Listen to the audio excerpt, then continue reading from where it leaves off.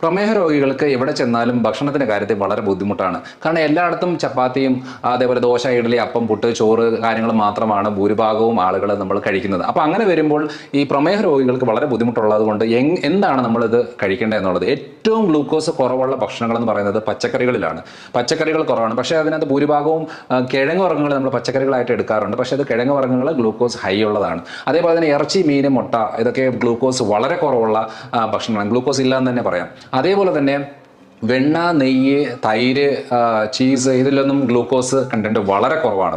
അപ്പോൾ നമുക്ക് ഇത്രയും ഭക്ഷണങ്ങൾ നമുക്ക് നോർമൽ ആയിട്ടുള്ള ഗ്ലൂക്കോസ് കണ്ടന്റ് അടങ്ങിയിട്ട് കൂടുതലുള്ള ഭക്ഷണം, അതായത് അരി, ഗോതമ്പ്, കിഴങ്ങ് വർഗ്ഗങ്ങൾ, മധുരം, ബേക്കറി, മദ്യം ഇത്രയും സാധനങ്ങളിൽ ഹൈ ഗ്ലൂക്കോസ് കണ്ടന്റ് ഉള്ളത് കൊണ്ട് അതിൻ്റെ അളവ് കുറയ്ക്കുകയും അതിൻ്റെ കൂടെ ഈ അളവ് കൂട്ടിക്കൊണ്ട് വരുവാണെന്നുണ്ടെങ്കിൽ ഏറ്റവും നല്ലതാണ്. പുട്ടും കടലയ്ക്ക് പകരം കടലയും പുട്ടും ആക്കി കൊണ്ടുവരുവാണെന്നുണ്ടെങ്കിൽ വളരെ നല്ലതാണ്. അതുകൊണ്ട് ഗ്ലൂക്കോസ് കണ്ടന്റ് കുറവുള്ള ഭക്ഷണങ്ങളായിരിക്കണം കൂടുതൽ പ്രമേഹ രോഗികൾ ഉൾപ്പെടുത്തേണ്ടത്.